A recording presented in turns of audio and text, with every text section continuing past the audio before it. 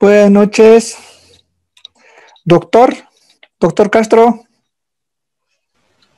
Licenciado, ¿cómo está? Muy buenas noches. Estamos acá ¿Cómo está, ahora. doctor? Gracias, doctor. Muy buenas noches, señores estudiantes. Les pediría, por favor, que habilitemos la camarita, por favor. Vamos a conocer al docente y el docente a ustedes, por favor. Vamos a iniciar el módulo. Gracias.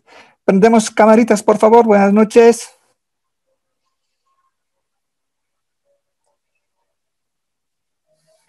Gracias, buenas noches. Gracias. Andrés, tu camarita, por favor. Yanet, tu camarita. Muchas gracias. Muy buenas noches, señores estudiantes. Muy buenas noches, doctor Castro. Iniciamos el módulo, doctor.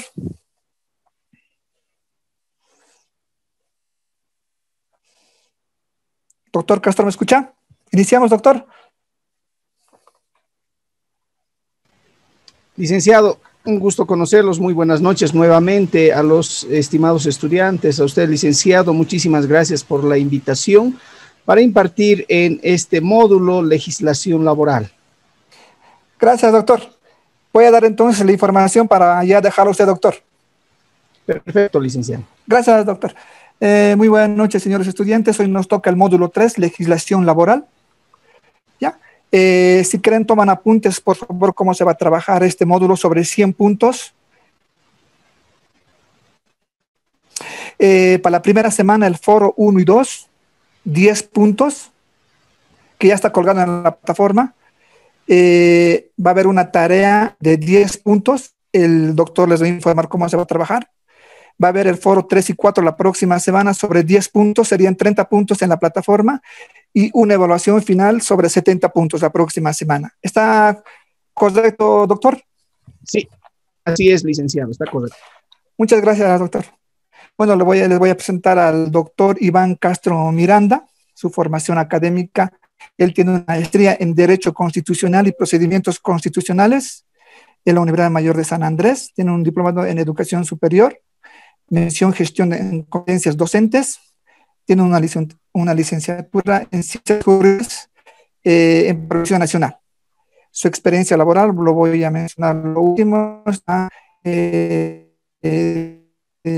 grabación del Seguro Social Militar, COSMIL. Doctor, si tiene que complementar algo, doctor, le dejo a usted. Adelante, doctor. Muchísimas gracias, licenciado. Muy agradecido por la presentación y bueno, pues sí, expresar mi agradecimiento nuevamente a usted, licenciado, y por su intermedio a la Fundación IDEA por la invitación. Esta es una segunda oportunidad que me permiten dictar clases en esto que me apasiona, que es el derecho laboral, licenciado. Muy bien. No, pues aquí nosotros contentos como institución de que usted brinde las clases. Quería a los estudiantes comunicarles que el docente Eric, el doctor Castro, es un docente muy ocupado y al final del módulo me van a dar el visto bueno que es un buen docente. Van a salir de este módulo totalmente entendiendo lo que es el doctor. Bien, muchísimas gracias. Muy agradecido. Bien, estimados estudiantes, yo les pediría que apaguemos el video para que podamos fácilmente llevar adelante el curso, toda vez que por el tema de los megas, el video consume. Entonces, simplemente me escuchen y al finalizar el curso, yo les voy a llamar la asistencia. Por favor, tienen que quedarse hasta el finalizar el curso. Asimismo, indicarles que cualquier pregunta que ustedes deseen realizar, pues simplemente levantan la mano, tienen una opción para levantar la mano, o en su defecto me interrumpen y yo les voy a ceder el uso de la palabra y así ustedes puedan preguntar, puedan solicitar que se les absuelva alguna interrogante, algún aspecto que no está quedando claro para que mi persona pueda de alguna manera reiterar o explicar de mejor manera. He estado revisando sus las hojas de vida de cada uno de ustedes y todos están en áreas o ramas técnicas. No he podido evidenciar ningún abogado en esta clase. Entonces, mi persona va a tratar de alguna manera explicarles de la manera más fácil, más adecuada. Para estas clases, por favor, les voy a pedir, y les he mandado el material correspondiente, que puedan estar a la mano, si vale el término, su Constitución Política del Estado, la Ley General del Trabajo, el decreto reglamentario a la Ley General del Trabajo, el Código Procesal de Trabajo, que es muy importante que ustedes tengan, pero de alguna manera mi persona también va a compartir mediante el video correspondiente para que ustedes tengan un mejor aprendizaje. Bien, estas clases las vamos a dividir en dos partes, así se ha establecido desde la dirección académica. La primera parte, que es esta semana, lunes, miércoles y viernes, y la segunda parte la próxima semana. La próxima semana les voy a indicar cuál va a ser el método o los trabajos que se van a desarrollar. Sin embargo, hace un momento el licenciado ya les había explicado que ya se encuentra cargado en la plataforma virtual los trabajos del primer y segundo trabajo. Entonces, vamos a iniciar, compañeros. Por favor, puedan tomar sus apuntes. Voy a bloquear el video y empecemos con las clases, por favor. Cualquier situación, no olviden, reitero, levantar la mano o en su defecto, pues interrumpir la clase para que yo les otorgue la palabra correspondiente.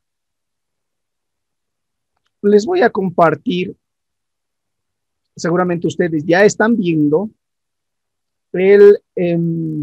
las diapositivas, pero estas diapositivas de alguna manera se complementan con la explicación que mi persona va a realizar en las clases correspondientes. El diplomado es en gestión organizacional de recursos humanos. El módulo tercero, legislación laboral. Esta es la primera parte. Si ustedes desean saber algo más sobre legislación laboral, algunos temas puntuales, temas específicos, pueden visitar mi blog jurídico, que está acá, metamorfosisjurídica.blogspot.com. Es un blog jurídico dedicado al ámbito del derecho y donde se encuentran algunos escritos, algunas intervenciones, algunos artículos que he realizado para el periódico La Razón. Y van a poder encontrar innumerables artículos sobre la temática de legislación laboral y otras temáticas, pero lo que nos interesa es legislación laboral. Además, en el Facebook tengo un grupo que se denomina Precedentes y Jurisprudencia Constitucional Boliviana, la cual dirijo. Ustedes ingresan a ese grupo, forman parte de ese grupo y de manera semanal voy subiendo sentencias constitucionales en todas las áreas del derecho, en especial en derechos que tienen que ver con los trabajadores, derecho laboral. Entonces, fácilmente ustedes van a poder ingresar, observar la sentencia constitucional y, si es posible, descargar la sentencia constitucional para que ustedes puedan comprender cómo el derecho va avanzando. Muchas veces, ¿qué es lo que pasa? Nuestra Ley General del Trabajo, si ustedes revisan, les he pasado el documento correspondiente. Les voy a compartir, por favor, para que ustedes puedan verificar. Ahí está. La Ley General del Trabajo. La Ley General del Trabajo fue promulgado el 8 de diciembre de 1942, imagínense ustedes. 1942. Inicialmente era simplemente un decreto ley. ¿Por qué se denominaba decreto ley? Porque devenía de un gobierno de facto, militar.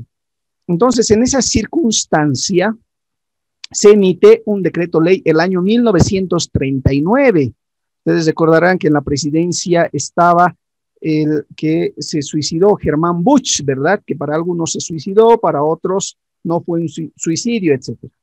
Y el año 1942, como era muy importante para los trabajadores tener una normativa que regule ciertos aspectos laborales, el año 1942 se eleva a rango de ley y a partir de ese año conocemos como Ley General del Trabajo. Pero ¿cuál es el problema? El problema es que existen muchos cambios en nuestra sociedad. Ustedes se han debido dar cuenta, existen muchas regulaciones que aparecen día a día. Por ejemplo, uno de ellos, el famoso teletrabajo, que uno puede trabajar desde su casa, ¿verdad? Pero si nosotros buscamos en la Ley General del Trabajo un artículo relacionado al teletrabajo, no vamos a encontrar, porque es una normativa reciente. Entonces, ¿qué es lo que pasa? Nosotros, como abogados en el ámbito del derecho, muchas veces, de acuerdo a que la sociedad va cambiando continuamente, el derecho tiene que acompañar esos cambios. Pero si tenemos una Ley General del Trabajo de 1942, hace décadas, y muchas situaciones que acontecen en la realidad de nuestro trabajo o en la empresa no están previstos en la normativa. Entonces, ¿dónde tenemos que buscar? Tenemos que buscar en la jurisprudencia ordinaria o en la jurisprudencia constitucional. ¿Cuándo se dice jurisprudencia ordinaria? Cuando esos fallos los emite el Tribunal Supremo de Justicia, el más alto tribunal de justicia de un país. En este caso, se denomina Tribunal Supremo de Justicia. Ellos emiten líneas jurisprudenciales, autos supremos se denomina. Y el Tribunal Constitucional Plurinacional también emite sentencia, que se denomina jurisprudencia. Esas sentencias constitucionales son de cumplimiento obligatorio. Por ejemplo, el de inamovilidad laboral. ¿Le corresponderá la inamovilidad laboral a un consultor de línea? Si revisamos la Ley General de Trabajo, no se encuentra aquella situación. Vamos a revisar el decreto reglamentario a la Ley General del Trabajo, tampoco se encuentra esa situación normada. ¿Se dan cuenta? Entonces, necesariamente tenemos que acudir a la jurisprudencia que emite tanto el Tribunal Supremo de Justicia como el Tribunal Constitucional. Razón por la cual he creado esta página, el grupo del Facebook, Precedentes y Jurisprudencia Constitucional Boliviana, donde ustedes van a poder encontrar las nuevas sentencias constitucionales que van regulando ciertos aspectos.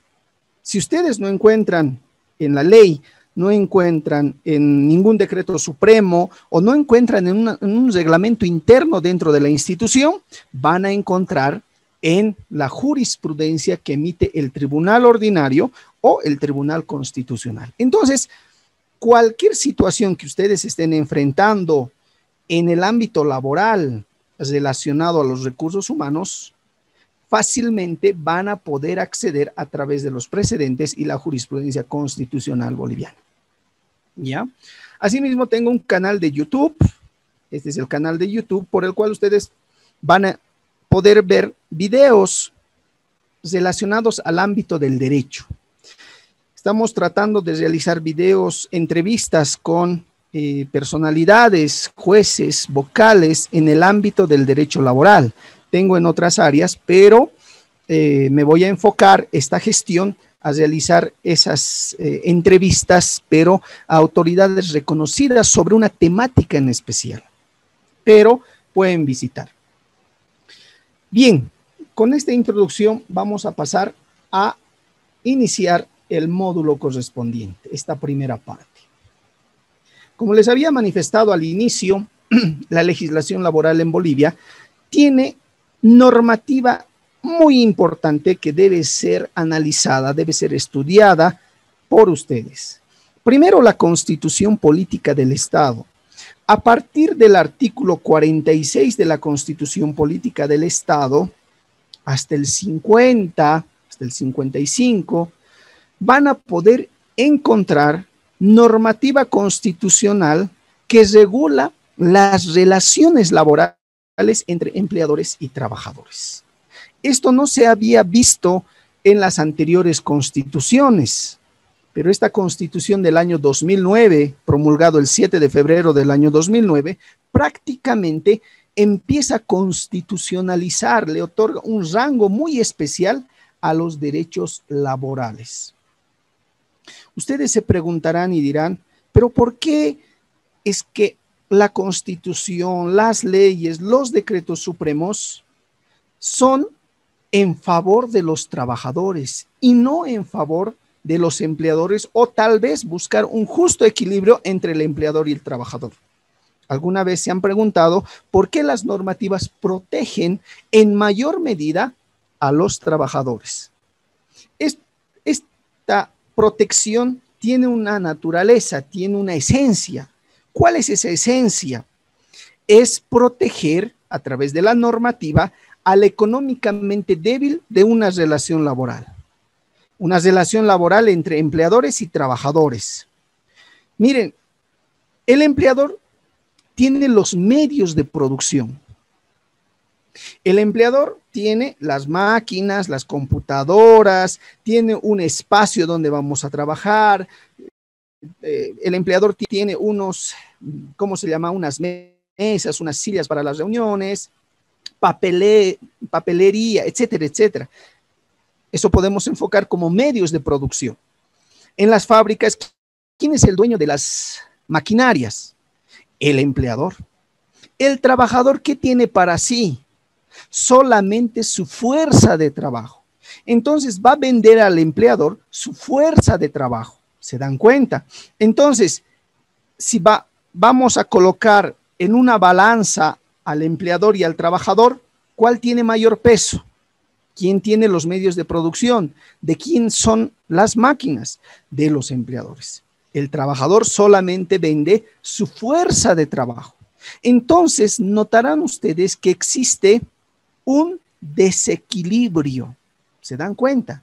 Entonces, para tratar de equilibrar esa circunstancia, se realizan normas, se promulgan normas, se realizan leyes que favorezcan al trabajador y de esa manera tratar de encontrar en esa balanza imaginaria un equilibrio entre el trabajador y el empleador. Muchas veces, ¿qué es lo que pasa? El empleador contrata personal, le hace firmar un contrato de trabajo y ni siquiera le entrega una copia al trabajador. ¿Se dan cuenta? Entonces, ¿quién tiene los medios de producción? El empleador. El trabajador básicamente tiene su fuerza de trabajo. No solamente veamos en el tema de los obreros, sino aquellas personas que prestan el servicio, nosotros mismos. Vamos a trabajar a una institución, ¿qué vendemos? Nuestra fuerza de trabajo. Vamos a trabajar, ¿qué es lo que vamos a hacer? Como si somos contadores, si somos abogados, si somos auditores, simplemente nuestros conocimientos, nuestra fuerza de trabajo. Vamos a trabajar 5 años y al culminar los 5 años voy a renunciar y ¿qué me voy a llevar de la empresa? Nada, solamente la experiencia, ¿verdad? O me despiden, al día siguiente estoy en la calle. ¿Y qué me llevo de la empresa? La experiencia, nada más. No me voy a poder llevar maquinarias, no me voy a poder llevar papelería, no me voy a poder llevar las estaciones de trabajo. Entonces ahí se dan cuenta que existe un desequilibrio entre el empleador y el trabajador. Por lo tanto, para tratar de equilibrar esa balanza imaginaria, la normativa se realiza, la normativa laboral en específico, se realiza en favor de ¿quién? En favor de los trabajadores. Ahí ustedes entonces van a entender cuál es la lógica, cuál es la naturaleza de que todas las normas sean en favor de los trabajadores. Y no solo es en Bolivia. En mayor o menor medida en Chile, en Ecuador, en Brasil, en Argentina, etcétera, en todos los países, si hacemos esa comparación con esos países, ustedes se van a poder dar cuenta de esa situación. Otro elemento. Como les había manifestado, lo que ustedes tienen que tener a la mano es la Ley General del Trabajo. Inicialmente decretó decreto ley de 24 de mayo del año 39, como les mencionaba, elevado al rango de ley el 8 de diciembre del año 42. Además, el decreto reglamentario a la Ley General del Trabajo, es decir, el decreto supremo 224 del 23 de agosto de 1943, que también se encuentra en la plataforma virtual y ustedes pueden descargar esta normativa. Y finalmente, el Código Procesal del Trabajo, aprobado mediante decreto ley 16896 del 25 de julio del año 1979. Imagínense, estas normas son pues hace décadas, ¿verdad? Pero ya les he mencionado, ¿cómo voy a regular situaciones actuales? Mediante la jurisprudencia. Por eso es importante que no solamente los abogados, sino casi todas las personas, y más ustedes, puedan revisar la jurisprudencia. Por ejemplo, un ejemplo, ya me estoy adelantando a los ejemplos, el tema de vacaciones. El trabajador ha realizado su trabajo, ha estado en una empresa 15 años y al finalizar la relación laboral solicita el pago de las vacaciones por 15 años. El artículo 120 de la Ley General del Trabajo señala que prescriben a los 2 años. La Constitución señala que son imprescriptibles los derechos. Entonces, ¿cómo hago para aplicar? Imagínense, ustedes están en esa situación, su trabajador están como en recursos humanos, están administrando una empresa, una microempresa. El trabajador ha realizado su trabajo durante 15 años. Renuncia, al día siguiente presenta una nota y dice, señores empleadores o señor empleador, solicito me cancelen las vacaciones porque en 15 años nunca he salido de vacación. Entonces solicito me cancele los días de vacación por estos 15 años. ¿Cómo responden ustedes? Miren, les voy a dar ese ejemplo para que ustedes puedan verificar a qué problemas nos enfrentamos. El artículo 120 de la Ley General del Trabajo, si ustedes pueden revisar en sus casas, o caso contrario, yo les paso acá. Miren lo que señala acá. Artículo 120 de la Ley General del Trabajo. Las acciones y derechos provenientes de esta ley se extinguirán en el término de 2 años de haber nacido de ellas. Concordante con el artículo 163 y 164 del decreto reglamentario. Si revisamos esas normas, seguramente señalarán aquello. Reitero, las acciones y derechos, la vacación es un derecho, sí. El solicitar, el cobrar las vacaciones por 15 años es una acción, ¿verdad? Pero la Ley General del Trabajo, el artículo 120, señala que se extinguirán en el término de 2 años. O sea, no tendría que pagarle los 15 años, ¿verdad? Ese es el razonamiento. Pero veamos qué señala la Constitución Política del Estado, artículo 48. Este es el artículo 48, ustedes están viendo. ¿Y qué señala acá? Los salarios o sueldos devengados, derechos laborales, beneficios sociales y aportes a la seguridad social no pagados, tienen privilegio y preferencia sobre cualquier otra creencia y son inembargables y son imprescriptibles. Miren, ¿y ahora qué hago? ¿Verdad? Porque la vacación constituye un derecho laboral. Al ser derecho laboral, la Constitución, una norma de mayor jerarquía, está estableciendo que cualquier derecho laboral, ya sea aguinaldo, indemnización, quinquenio, primas, horas extras, que son derechos laborales, son imprescriptibles. ¿Y ahora qué hago? ¿Me voy a lo que dice la Constitución o me voy a lo que dice la Ley General del Trabajo? Si yo fuera trabajador, me voy a la Constitución, ¿verdad?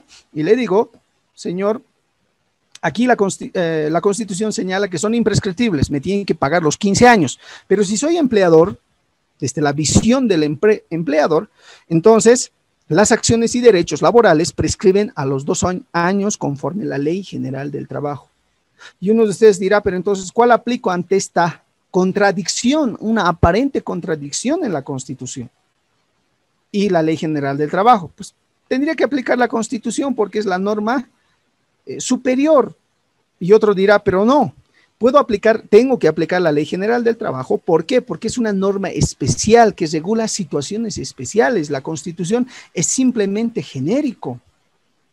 Y para aplicar a un caso concreto tengo que aplicar según la norma especial, es decir, en este caso, la Ley General del Trabajo. Miren cómo hay un problema. Una consulta en ese caso, ¿y no hay una jurisprudencia que avale algún caso similar? Me imagino que ya han habido casos sobre esto, ¿no? Exacto. Qué bien, me han entendido perfectamente. Ante estas contradicciones o ante, ¿cómo se llama? Antinomías, llamamos nosotros, tenemos que recurrir a la jurisprudencia ordinaria o a la jurisprudencia del Tribunal Constitucional Plurinacional que ha tratado de esclarecer este asunto, esta problemática. ¿Se dan cuenta?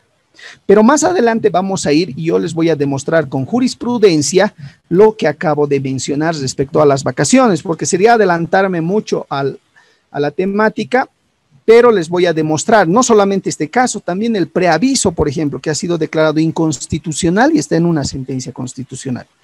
Pero les estoy tratando de introducir a el derecho laboral y qué bien que me estén entendiendo para que vean cómo es necesario utilizar la jurisprudencia. Y yo tengo acá la jurisprudencia que va a definir ciertos derechos laborales o cómo se debe interpretar estos derechos laborales.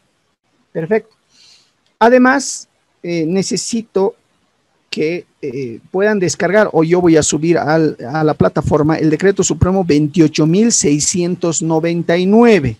Reitero, 28.699, que es un decreto que reglamenta a la Ley General del Trabajo.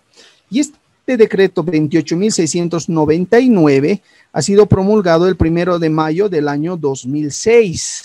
Recordarán ustedes que el expresidente asume la presidencia el año 2005 y el año 2006, como regalo, entre comillas, regalo a los trabajadores, promulga este decreto supremo que es de vital importancia, que va a ayudar de alguna manera a establecer cierta protección hacia los trabajadores. Pero eso vamos a ver en las siguientes diapositivas. Miren, un elemento que ustedes tienen que conocer, tienen que saber, es referente al ámbito de aplicación de la Ley General del Trabajo. Y vayamos a imaginarnos lo siguiente, por favor, para que ustedes me puedan entender. Si hubiera sido clases presenciales, hubiera sido magnífico, porque ahí fácilmente se puede realizar dibujos y acá tenemos limitaciones. Pero por favor, imaginen un círculo y partan a la mitad. En una mitad se encuentran los trabajadores por cuenta propia y en otra mitad los trabajadores por cuenta ajena. Primera distinción para saber, para conocer. Los trabajadores por cuenta propia, la mitad de la torta, si vale el término, si se están imaginando, ¿verdad? La mitad de la torta, el 50%, está constituido por aquellos trabajadores por cuenta propia.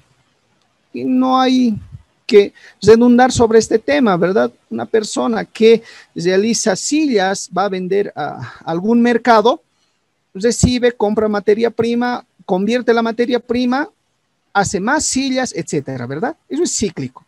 Ese trabajador está realizando una actividad, pero por cuenta propia para él mismo, ¿verdad? Ese 50% no está protegido por la Ley General del Trabajo, primer elemento. Vayámonos a la otra mitad. Aquellos trabajadores que realizan una actividad por cuenta ajena, es decir, trabajan para otra persona. Esto sí es muy importante por lo siguiente. Estos trabajadores por cuenta ajena además se dividen en dos. Entonces, ese 50% divídanlo entre dos. Trabajadores por cuenta ajena que prestan sus servicios en condiciones de subordinación y dependencia.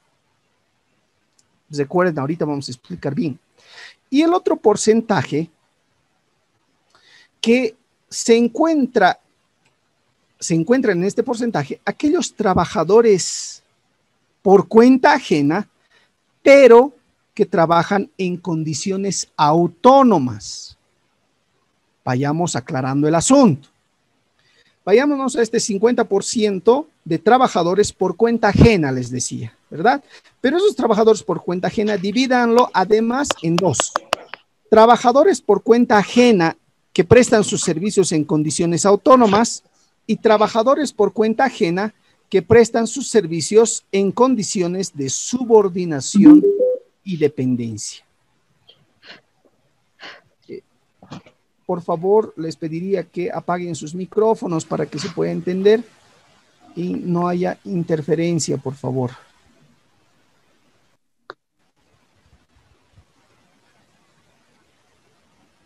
Ahora bien, ejemplos de trabajadores que realizan una actividad por cuenta ajena, pero en condiciones autónomas. Es decir, trabajan para otra persona, pero la Ley General del Trabajo no los regula a estas personas. ¿Cuáles son? Son aquellas personas que, por ejemplo, yo soy abogado, abro mi oficina cerca a juzgados y yo voy a ser mi propio jefe, ¿verdad? Viene un cliente, yo voy a patrocinar al cliente. Voy a trabajar para otra persona, trabajo por cuenta ajena, pero no va a existir subordinación y dependencia, es decir, mi cliente no me va a obligar a marcar asistencia, no me va a sancionar porque llegó tarde, no me va a decir cómo tengo que desarrollar mi trabajo.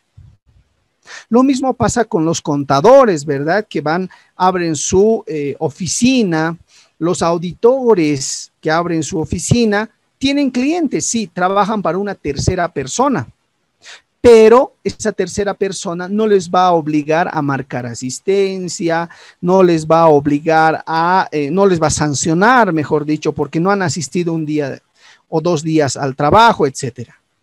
Yo soy abogado, he abierto mi oficina cerca a los tribunales, tengo 2 clientes y solo voy a trabajar lunes y martes. No voy a trabajar miércoles, jueves, viernes. Nadie me puede decir que vaya a trabajar esos días, porque no estoy trabajando en condiciones de subordinación y dependencia.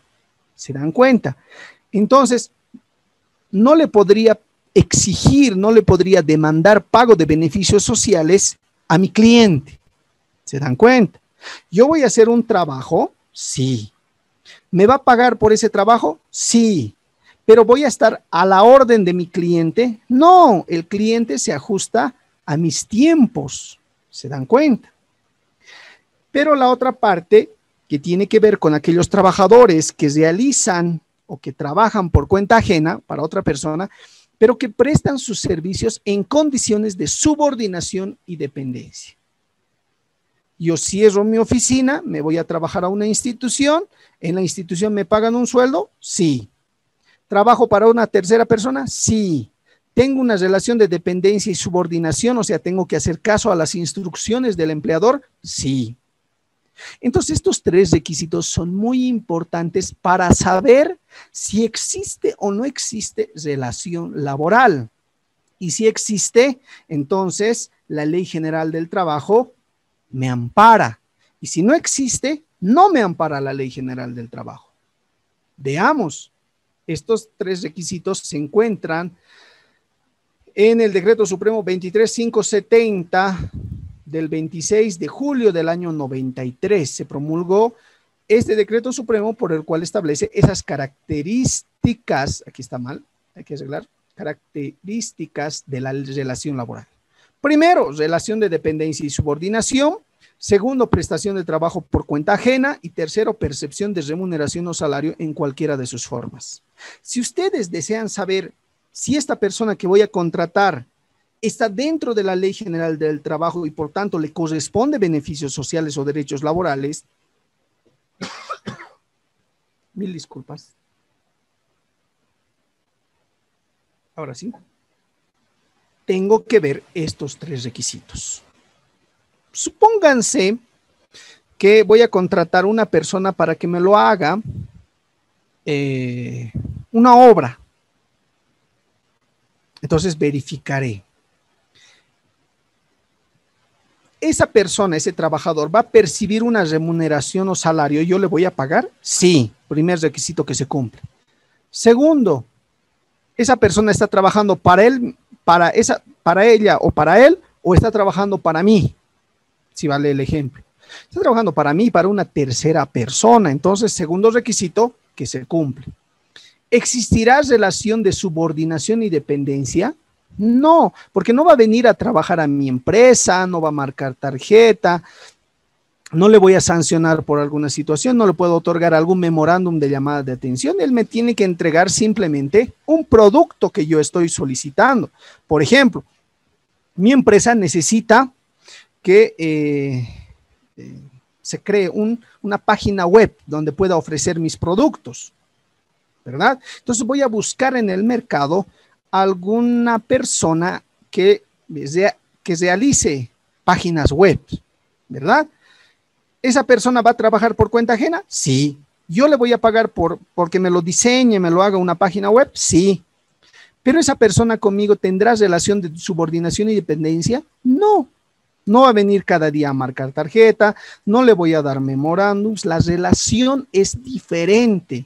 Yo le voy a decir, tienes 2 semanas para entregarme el producto, y si no me entregas, te atienes a las sanciones correspondientes. ¿Se dan cuenta? Entonces, posteriormente esa persona me inicia un proceso laboral, quiere que le pague beneficios sociales por esas 2 o 3 semanas, o yo que sé, 6 meses que ha trabajado conmigo. Al juez simplemente le tengo que demostrar estos 3 requisitos, y fácilmente le diré, ¿se cumplió el primero de la remuneración? Sí, le he pagado por el trabajo que has realizado, le he pagado un monto de dinero que hemos acordado. ¿Trabajaba para una tercera persona? Sí, trabajaba para mi persona, por lo tanto era un trabajo por cuenta ajena. ¿Existía relación de dependencia y subordinación? En ningún momento. Él después de 2 o 6 meses me entregaba el producto, es decir, una página web. Entonces no había relación de subordinación y dependencia, por lo tanto no puede cobrarme beneficios sociales.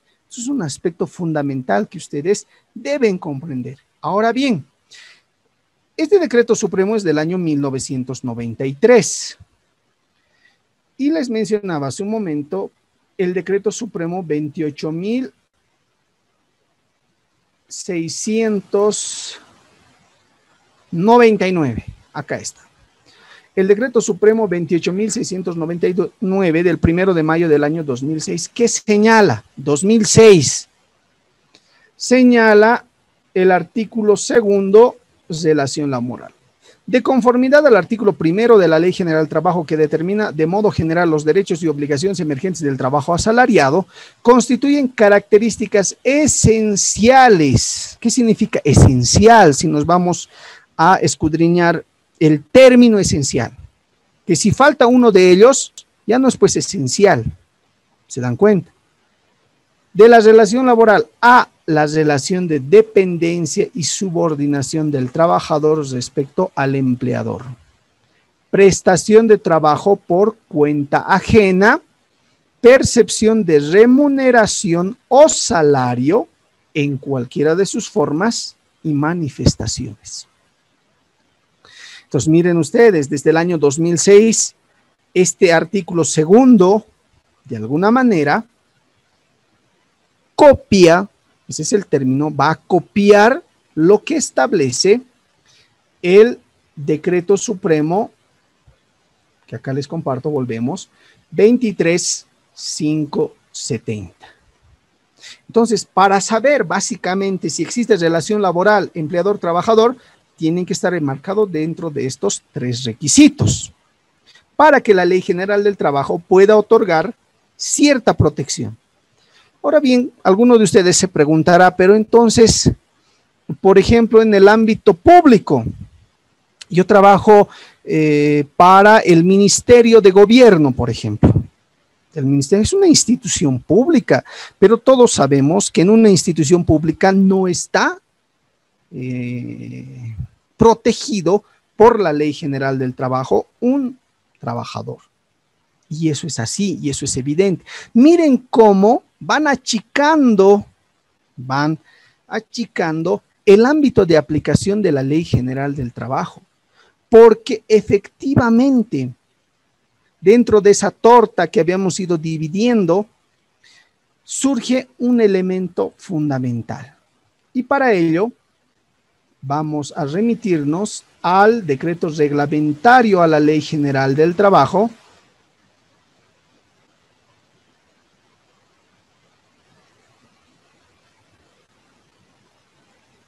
primero, el artículo primero. La presente ley determina con carácter general los derechos y obligaciones emergentes del trabajo, con excepción de la agrícola, que será objeto de disposición especial. Se aplica también a las explotaciones del Estado y cualquier asociación pública o privada, aunque no persiga fines de lucro, salvo las excepciones que determina. Ese es el ámbito de aplicación. Vayamos al decreto reglamentario. Y acá ya empieza a limitar. Si bien existen estos tres requisitos, pero, así señala el artículo primero, no están sujetos a las disposiciones de la Ley General del Trabajo ni de este reglamento los trabajadores agrícolas, por su situación especial, los funcionarios y empleados públicos, y además los del ejército. O sea, un trabajador del ejército, por ejemplo. Veamos estos tres requisitos. ¿Existe subordinación y dependencia? Sí.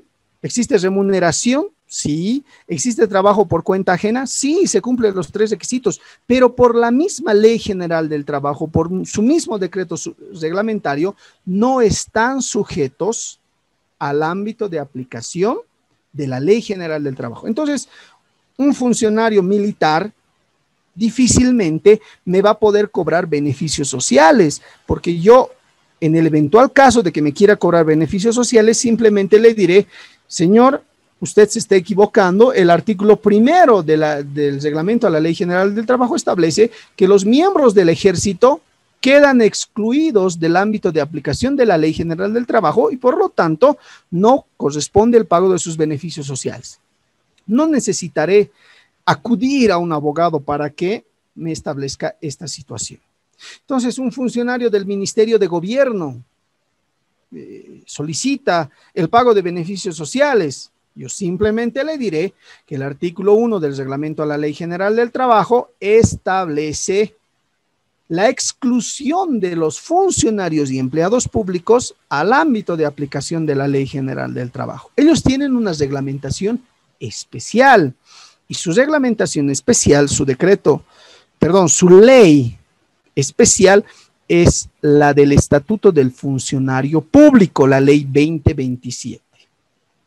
¿Ya? Entonces yo les responderé que esa situación debe ser regulada por la Ley del Estatuto del Funcionario Público, la 2027, y por lo tanto no corresponde el pago, ni siquiera el reconocimiento de beneficios sociales. Existen otros derechos laborales que se comparten, es decir, el aguinaldo. Pagas a un trabajador que esté bajo el ámbito de aplicación de la Ley General del Trabajo y también pagas a un funcionario público un aguinaldo. ¿Se dan cuenta? Hasta ahí creo que se entiende.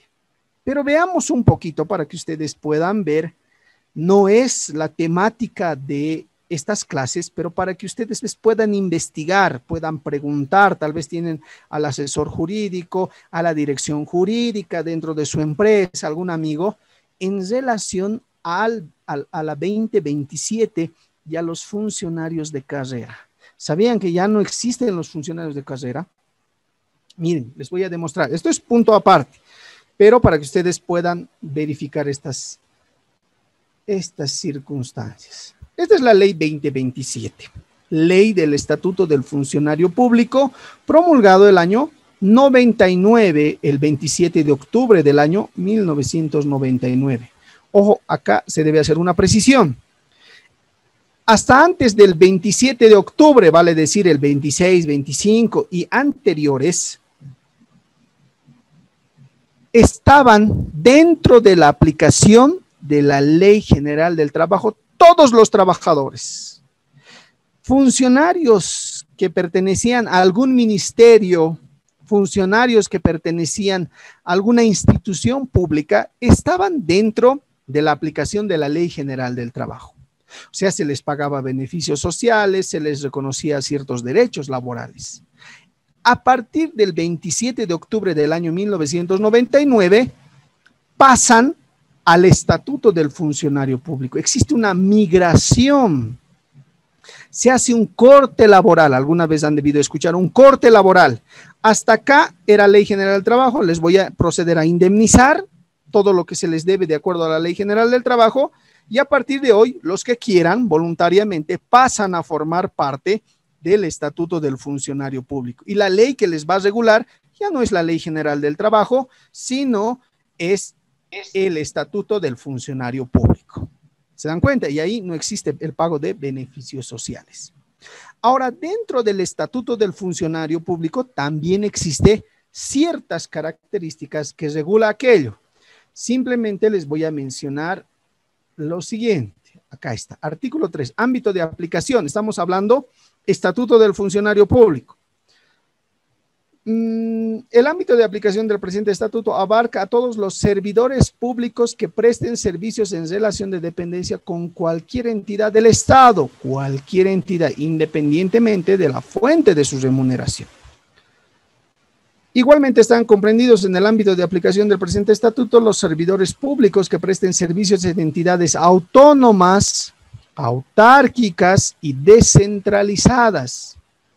Está estableciendo hasta dónde alcanza esta ley. Y esto es lo más interesante. Las carreras administrativas, ojo, hay carreras administrativas en el Estatuto del Funcionario Público.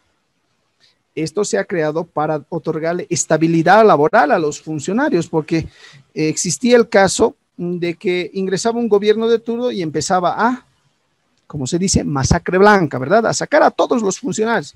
Pero cuando estos funcionarios eran de carrera administrativa, difícilmente los podían remover de sus funciones. Había cierta estabilidad. Recuerden bien el término, carreras administrativas.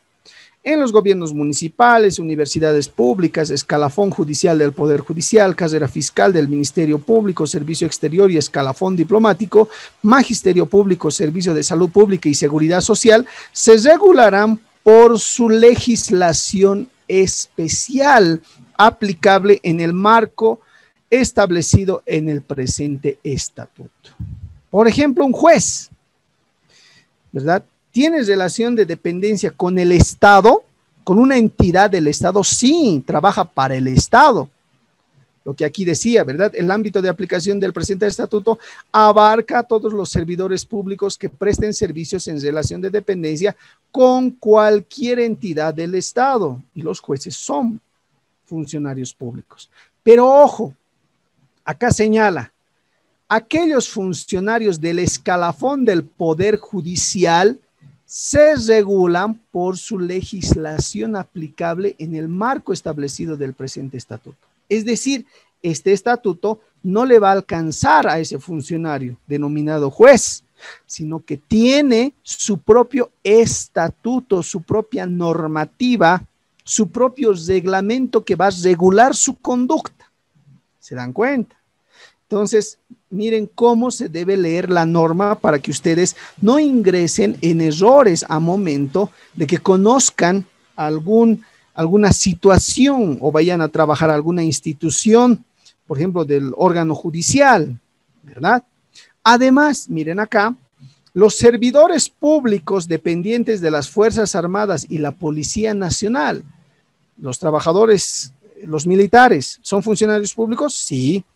¿Los policías son funcionarios públicos? Sí, porque trabajan o dependen con cualquier entidad del Estado. En este caso, los policías dependen del Ministerio de Gobierno. Los militares dependen del Ministerio de Defensa. Pero, ¿qué señala acá?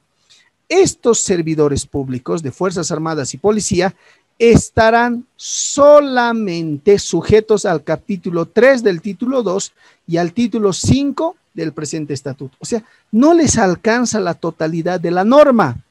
solamente ciertos artículos. Capítulo 3 del título 2, ¿a qué hace referencia? A la ética pública.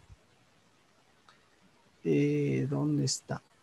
Aquí vamos a ver como ejemplo. Miren, capítulo 3, ética pública. Nada más. ¿Se dan cuenta? Ahora, como les decía, el tema de las carreras administrativas.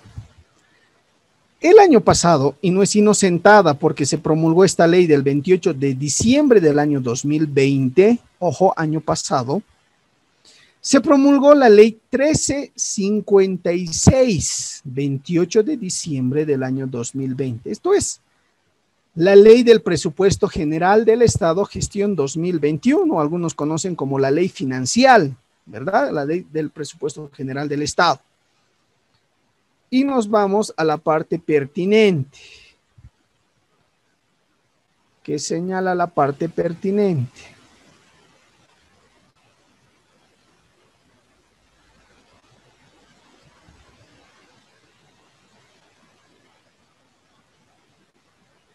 Acá está.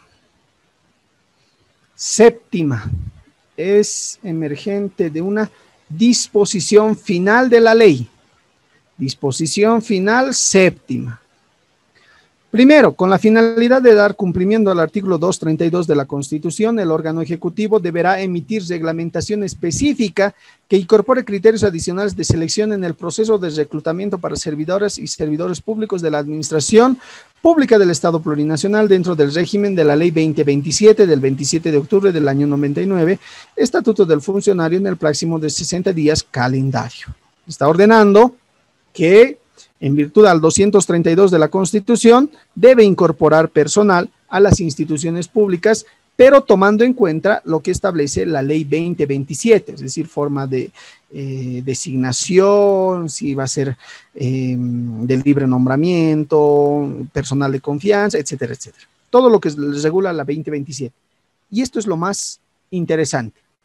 Los servidores públicos que formen parte de la carrera administrativa, porque existen actualmente servidores públicos que han pasado a la carrera administrativa o que se encuentren tramitando el acceso a la misma bajo el régimen de la Ley 2027 del 27 de octubre del año 1999, Estatuto del Funcionario Público, deberán realizar la presentación de la documentación adicional definida según la reglamentación señalada en el parágrafo precedente, es decir, este parágrafo.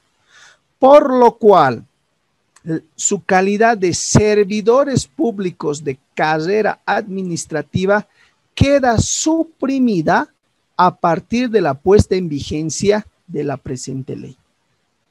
Es decir, yo era de carrera administrativa porque he ingresado, yo que sé, el año 2005, por ejemplo.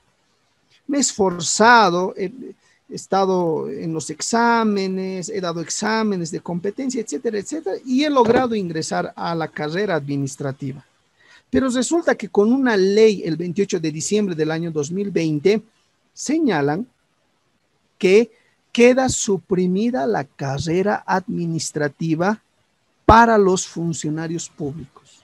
Es decir, cualquier persona, el momento que sea, a decisión de las personas que están en el cargo jerárquico, ministros, viceministros, pueden disponer de los trabajadores y terminar la relación laboral de manera unilateral. Por lo menos, si son de carrera administrativa, tenía que seguir el conducto regular correspondiente. ¿Cuál es ese conducto? Inicial es un proceso donde se pueda defender el trabajador si es que ha existido una falta. Pero al suprimir de alguna manera las carreras administrativas en el ámbito público, en los servidores públicos, lamentablemente ya no existe esa poca estabilidad laboral que le otorgaba la carrera administrativa a un funcionario público. Por eso es que ustedes se van a dar cuenta o se han dado cuenta, ha ingresado el actual gobierno y han empezado a repartir memorándums todos los días, ¿verdad? Porque les da el aval, una ley les dio este aval. Es decir, servidores públicos de carrera administrativa queda suprimida. Evidentemente esto es una ley, falta el decreto supremo que reglamenta esta ley. Esperemos que ese decreto supremo reglamentario establezca cuáles son las condiciones, porque de la lectura, como ustedes han podido evidenciar, básicamente, a partir del 28 de diciembre del año 2020, no existe más la carrera administrativa. Ha quedado suprimida. Pero veamos en la reglamentación, tal vez le otorgan algunas salvaguardas.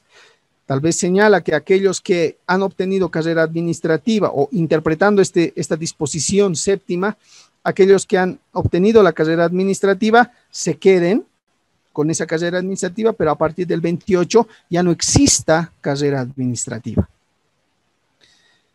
Veamos, esperemos a la reglamentación correspondiente para verificar cuál es el ámbito de aplicación de la supresión de la carrera administrativa.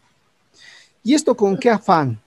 Con el afán primero de poder incorporar y destituir al personal de manera fácil. Y segundo, tiene que ver con evitar gastos, supuestamente gastos, en favor de los trabajadores. Y claro, estando dentro del ámbito de aplicación de la Ley General del Trabajo, me tienen que pagar indemnización por tiempo de servicios, me tienen que pagar desahucio porque me han despedido de manera intempestiva y son 3 sueldos que me tienen que pagar, me tienen que reconocer aguinaldos, me tienen que reconocer incrementos salariales, etcétera, etcétera. Pero en un funcionario público no hay indemnización, no hay el tema del desahucio. Entonces, esos recursos que tendría que pagar por indemnización, tendría que pagar por desahucio, van a la inversión pública, supuestamente. Por eso se ha emitido el año 1999 un estatuto del funcionario público. Es decir, el Estado tiene que ahorrar. No puede estar pagando indemnización, no puede estar pagando desahucio, no puede estar pagando ciertos derechos laborales. Esos dineros tienen que ir a la inversión pública. Ese es el justificativo para migrar de la Ley General del Trabajo al Estatuto del Funcionario Público. Si ustedes se dan cuenta, poco a poco se va menoscabando el derecho de los trabajadores. Muchos de ustedes estarán... Una consulta, perdón que le interrumpa.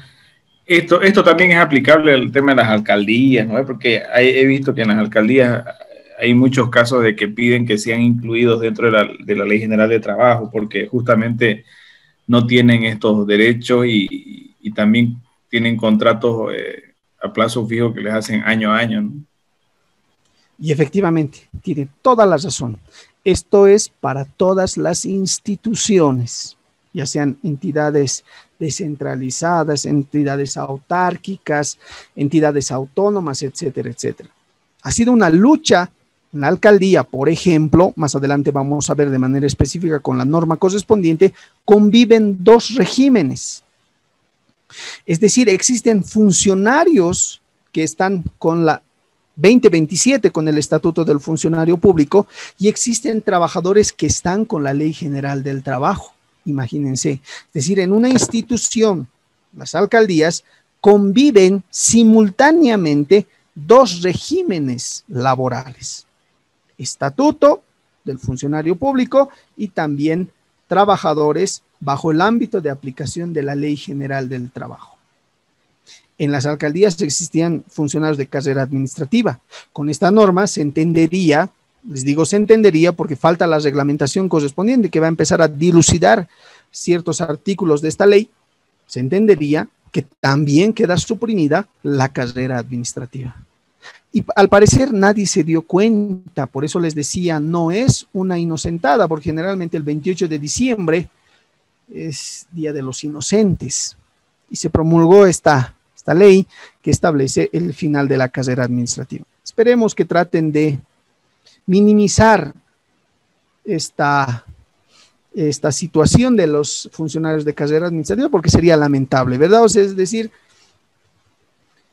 ¿cuál es la diferencia? Y ahí viene la crítica. ¿Cuál es la diferencia entre un trabajador que presta sus servicios a una institución pública y un trabajador que presta sus servicios a una institución privada, un empleador privado? ¿Acaso los 2 trabajadores no se desgastan? No existe un desgaste físico, no existe un desgaste psíquico. Inclusive aquellos trabajadores que realizan su actividad para el Estado se estresan más, trabajan más tiempo, trabajan más horas y eso no se los reconoce. Mientras en el ámbito privado, si trabaja más allá de las 8 horas, viene las horas extras. Si trabaja en la noche, y eso vamos a ver más adelante, viene el recargo nocturno. Pero desde el punto de vista estatal, el trabajador está sujeto al ámbito de aplicación del Estatuto del Funcionario Público, no recibe horas extras, no recibe recargos nocturnos, no recibe indemnización, no recibe muchos derechos establecidos en la Ley General de Trabajo. Es por esa razón que muchos trabajadores marchan, inician protestas, huelgas de hambre para ser incorporados a la Ley General del Trabajo. Y uno de ellos son las alcaldías. Los trabajadores obreros han luchado para ser incorporados en la Ley General del Trabajo. Y al Estado no le quedaba más que convivir, que en las alcaldías, en los municipios, se convivan simultáneamente entre estos dos regímenes, Estatuto del Funcionario Público y Ley General del Trabajo. Más adelante, en el tema específico, vamos a ver cuál es la ley, en qué municipios se acepta esa situación. Hay 2 normas que establece esa incorporación. Es muy interesante para que ustedes, cuando vayan a trabajar al municipio, ya saben que conviven 2 regímenes. Van a trabajar para las Fuerzas Armadas, en alguna institución de las Fuerzas Armadas, entonces saben que no están dentro del estatuto porque tienen su reglamentación especial. Van a trabajar al magisterio, van a trabajar al órgano judicial, etcétera, etcétera, por alguna circunstancia, porque existen auditores, contadores que van a trabajar a esas áreas, sepan cuál es el ámbito de aplicación. Pero como les decía, este aspecto debe ser conversado, debe ser analizado profundamente. Nosotros podríamos analizar, pero no es la temática. Esto simplemente era un punto aparte para que ustedes puedan razonar poco a poco. Bien, punto aparte les decía. Ahora sí volvemos a la Ley General del Trabajo. ¿Alguien tenía alguna pregunta? Perdón. Sí, yo, Mayor Alvarado. Doctor, para aclarar una duda del punto aparte, en todo caso, si ya se ha promulgado el 28 de diciembre la finalización de la carrera administrativa, los funcionarios de carrera no podrían reclamar la destitución en todo caso, toda vez que no sea, toda vez que está en el plazo de 60 días para reglamentación. Efectivamente, como su persona se dio cuenta, el artículo, el parágrafo primero establece 60 días para el tema de la reglamentación. Por eso les decía, tenemos que esperar al reglamento, al decreto supremo reglamentario a esta ley, que de alguna forma va a definir el ámbito preciso de alcance de la supresión de la carrera administrativa. Y a partir de eso, los abogados podemos interponer una acción de inconstitucionalidad. Es una acción de inconstitucionalidad que va a ir a tratar de anular esa ley. ¿Por qué? Porque vulnera derechos. Tendríamos que encontrar, tendríamos que buscar, tendríamos que analizar un artículo de la Constitución por el cual esta ley ingresa a vulnerar ciertos derechos. ¿Cuál es el derecho que se estaría vulnerando desde mi punto de vista? El tema de la estabilidad laboral. Es un derecho la estabilidad laboral, el derecho al trabajo. Entonces, para que puedan desvincularme de una institución pública, necesariamente deben seguirme un proceso administrativo, ¿verdad? Mientras no existe ese proceso, yo tengo el derecho a gozar de mi estabilidad laboral. Entonces voy a tratar de presentar una acción de inconstitucionalidad para que el Tribunal Constitucional revise esta ley, revise el decreto supremo reglamentario y haga una confrontación con la Constitución y verifique si existe o no contradicción. Y si existe, entonces el Tribunal Constitucional va a expulsar del ordenamiento jurídico esta ley, es decir, no va a tener aplicación, o puede expulsar un artículo de la ley, no toda la ley, puede expulsar un artículo y al final se establece y se mantiene vigente la carrera administrativa. Pero eso, por eso les decía, primero tenemos que esperar la reglamentación, que es lo que dice que va a señalar la reglamentación, y dos, estudiar de manera específica si se podría presentar una acción de inconstitucionalidad para que podamos tratar de anular esta ley y que se mantenga en vigencia la carrera administrativa en las instituciones públicas. Bien, pero es, como les decía, es un tema muy interesante, pero es estatuto del funcionario público. Yo solamente les hacía referencia para que ustedes puedan pensar, puedan razonar, puedan consultar, puedan esperar la reglamentación y a partir de ello formar un criterio de si corresponde o no corresponde el tema de la supresión de la carrera administrativa bajo el ámbito de aplicación del estatuto del funcionario público. ¿Alguien más tiene alguna duda, alguna pregunta tal vez?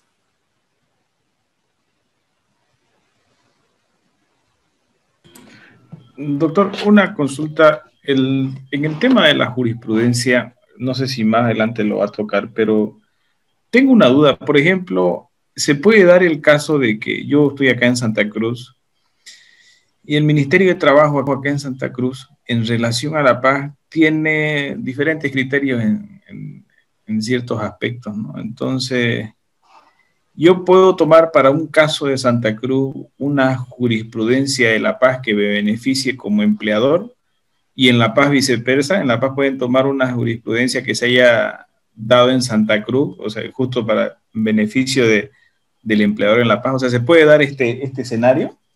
¿Usted ha visto algún caso así? Muchas gracias por la pregunta. Este caso es recurrente. ¿Sabe cómo se denomina? Jurisprudencia contradictoria, así se denomina. No solamente es, en La Paz se aplica una jurisprudencia, en Cochabamba otra, en Santa Cruz otra. ¿Sabe qué?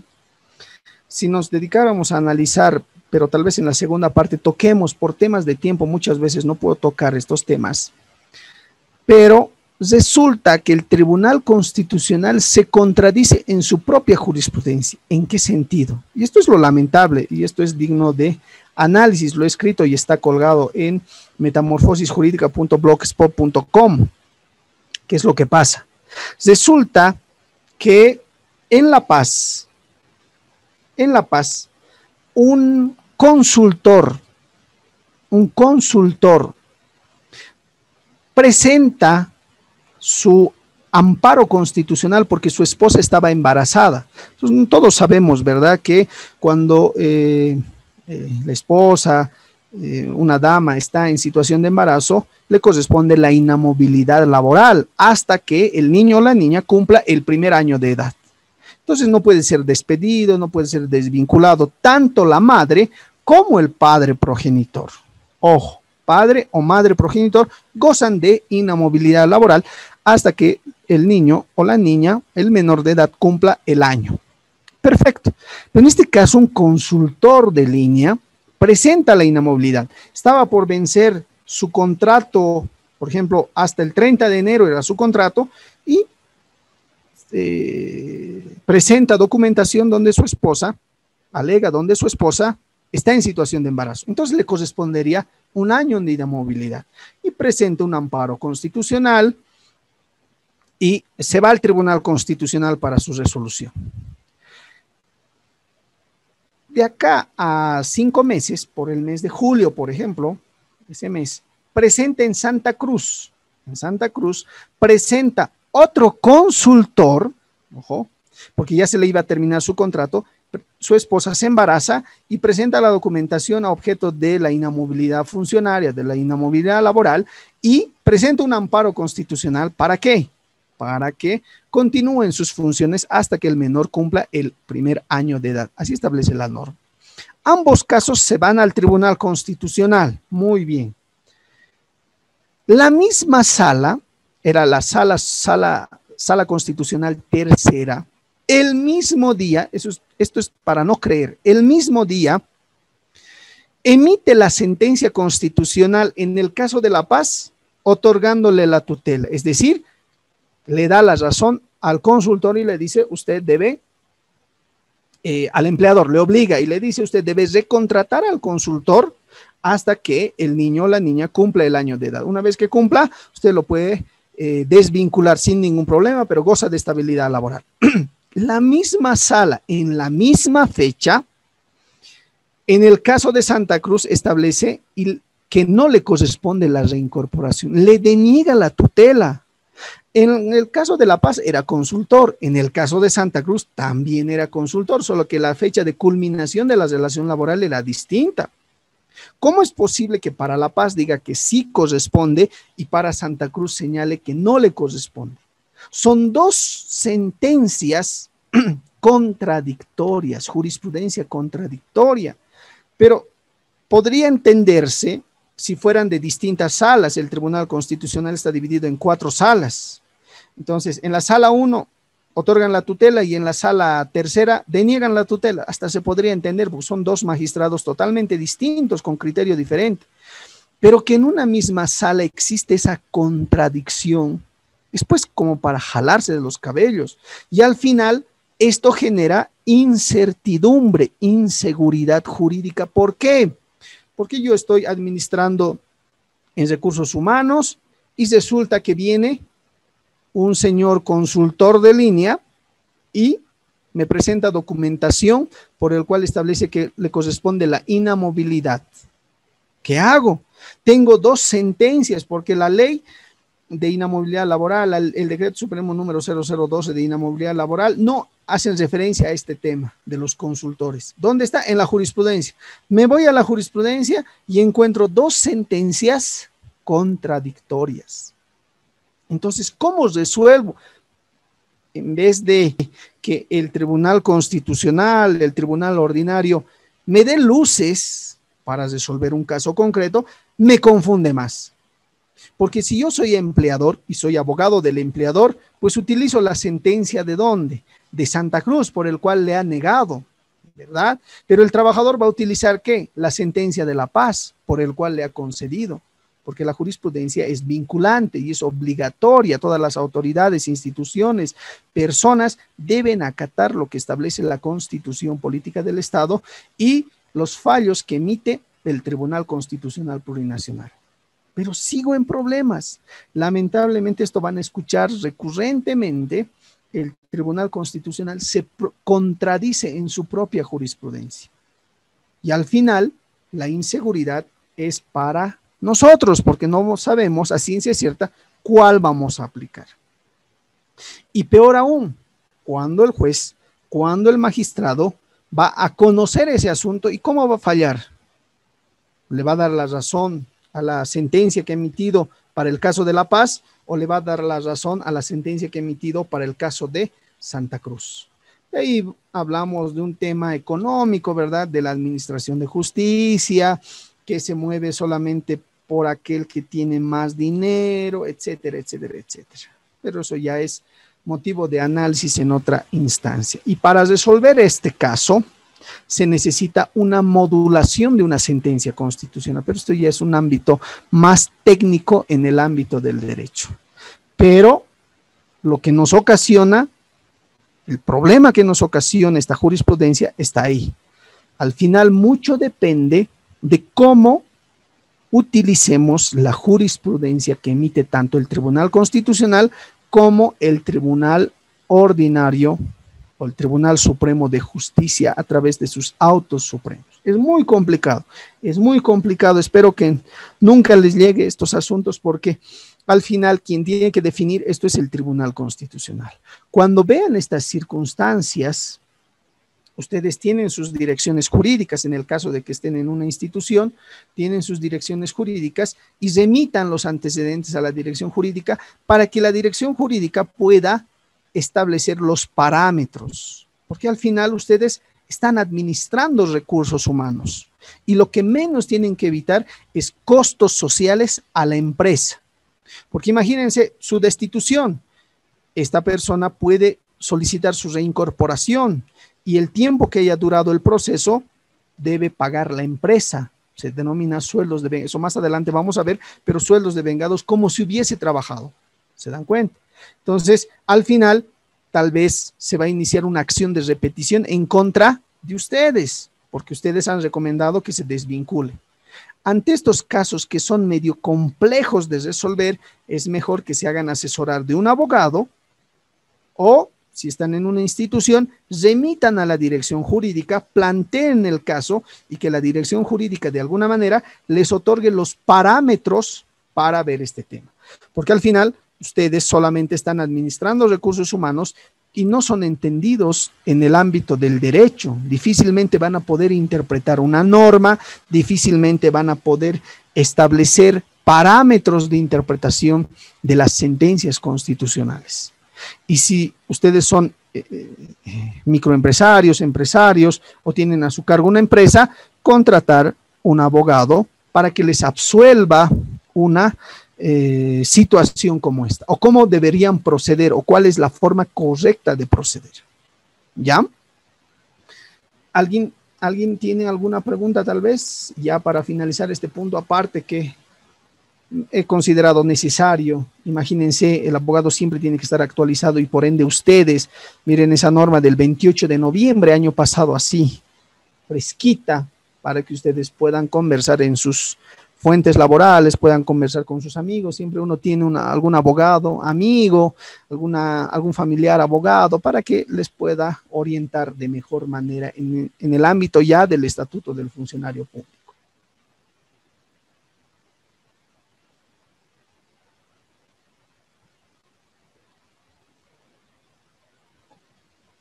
Bien, tenemos unos cuantos minutos, por favor. Simplemente leerles. Hemos pasado de las características, el auto supremo del año 1972. Este es un auto supremo muy interesante. ¿Por qué?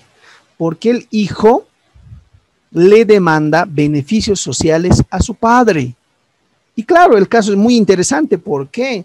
Porque resulta que el padre trabajaba por cuenta propia, de esa torta imaginaria que les decía, ¿verdad? Trabajadores por cuenta propia y trabajadores por cuenta ajena. Vayamos a los trabajadores de cuenta propia. Él realizaba sus actividades y claro, a su hijo le decía, ayúdame, ¿verdad? Ayúdame. Y generalmente los hijos ayudan a los padres. En este caso muy particular y en algunos casos se dio, pero que ha generado jurisprudencia, el hijo le demanda el pago de beneficios sociales a su padre, porque considera, miren ustedes, que ha existido relación de dependencia y subordinación. Sí, el papá le mandaba lo que tenía que ser al hijo. Prestación de trabajo por cuenta ajena, el hijo no trabajaba para él mismo, trabajaba para su padre. Y percepción de remuneración, eso habría que ver, ¿verdad? Pero en este caso su padre le daba un cierto monto de dinero por el trabajo que realizaba su hijo. Entonces su hijo entiende que estaba bajo el ámbito de aplicación de la Ley General del Trabajo y le correspondía beneficios sociales. Pero acá hago un punto y coma. No es que el hijo, sino los abogados nos encargamos muchas veces de eso, ¿verdad? Existen abogados buenos, malos, malísimos, pésimos, y algún abogado que ve ahí que hay dinero y dice, no, pero le puedes demandar beneficios sociales y esto y el otro.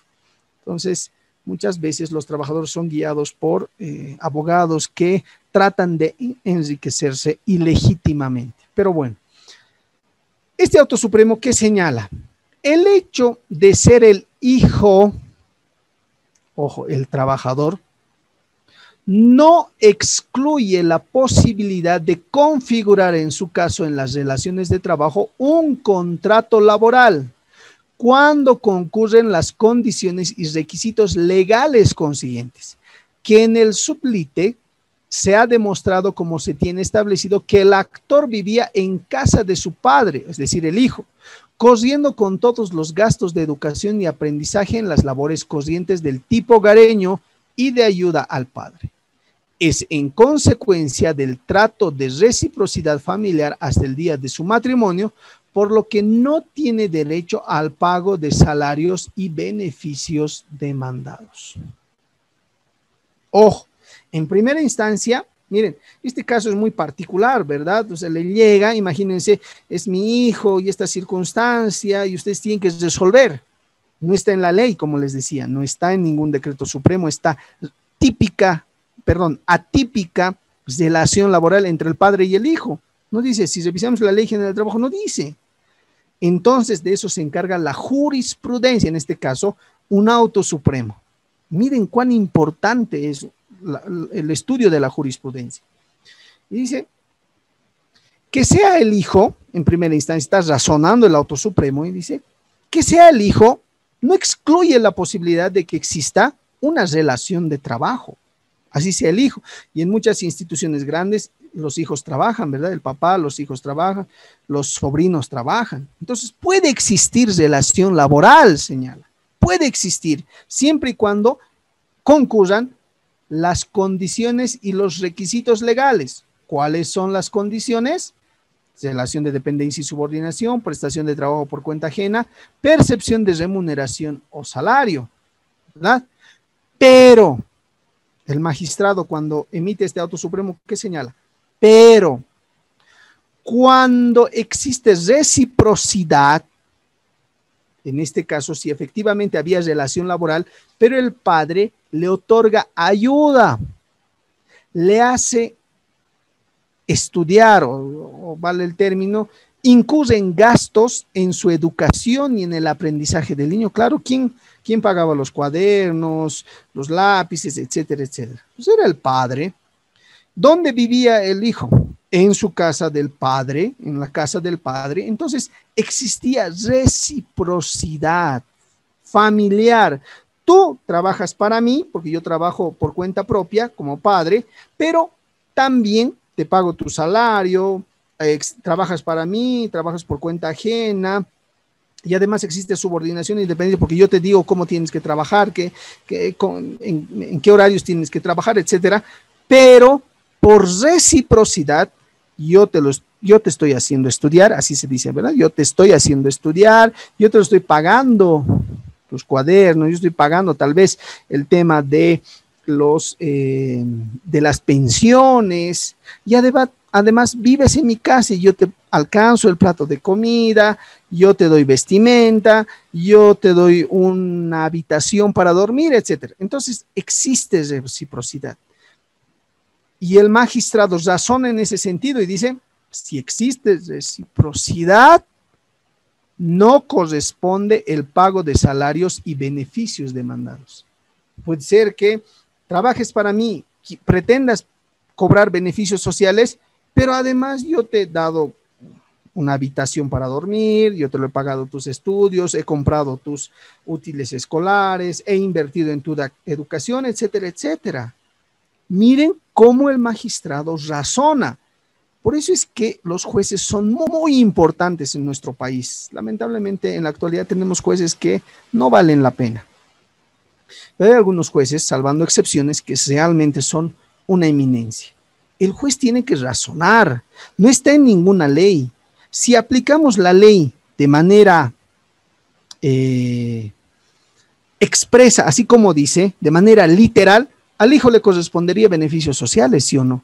¿Por qué? Porque sencillamente está dentro de estas tres características de la relación laboral. Eso es aplicar de manera expresa, de manera literal la norma. Pero el juez razona y dice, si bien has cumplido esos tres requisitos, pero no nos olvidemos por el tema de la reciprocidad y no nos olvidemos por el tema de el ambiente familiar, el trato, la reciprocidad que le he otorgado a mi hijo por haber trabajado conmigo. Y dice, hasta el día de su matrimonio, imagínense.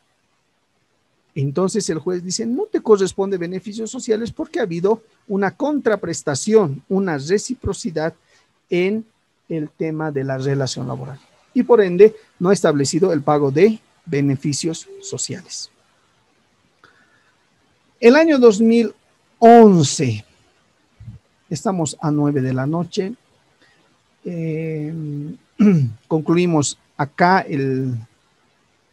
por favor, la clase de hoy.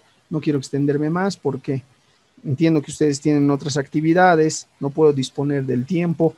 Se me ha establecido un tiempo de 7:30 a 9 de la noche, entonces yo respeto los horarios correspondientes.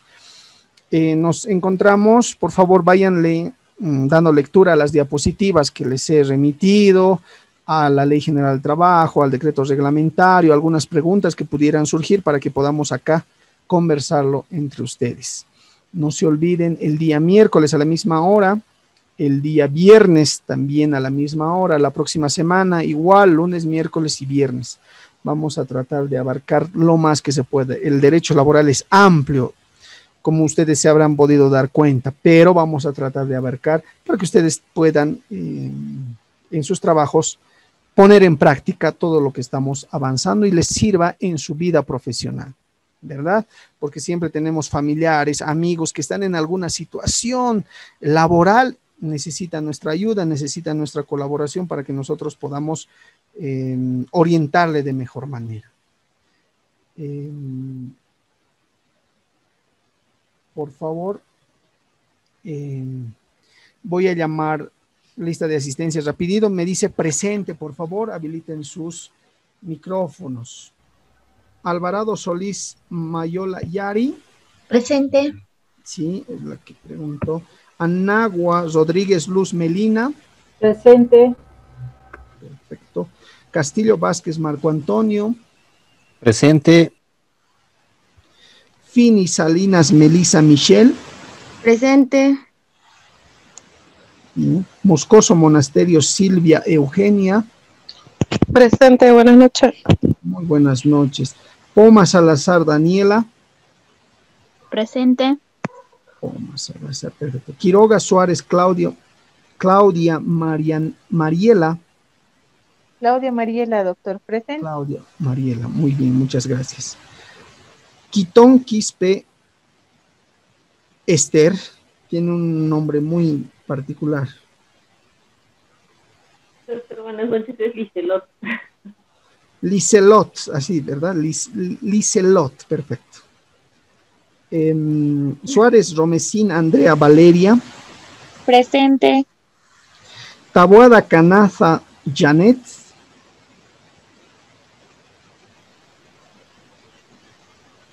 Está aquí Janet Taboada, pero o se durmió. Janet Taboada.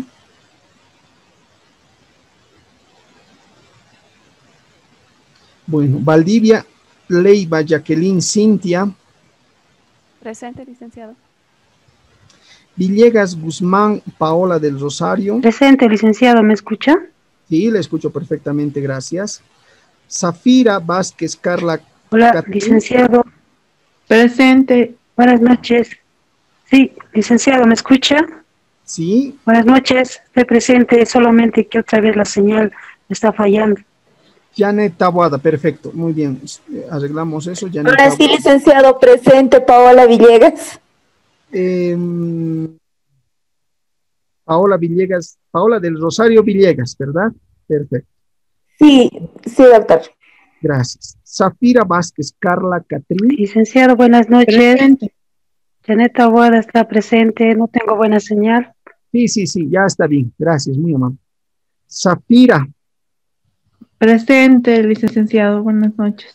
buenas noches. Catrine, ¿así está bien? Sí, está bien. Ay, perfecto. Gracias. García Sibera José Cruz. Presente. Perfecto. Están todos presentes. Muchísimas gracias, les agradezco por su tiempo, este tiempo valioso. Nos encontramos el día miércoles, por favor, a la misma hora, 19:30. Muchísimas gracias, muy buenas noches. Buenas noches, doctor. Hasta el miércoles. Buenas noches, compañero. Doctor, buenas noches, Gracias. colegas. Hasta luego. Buenas noches, gracias.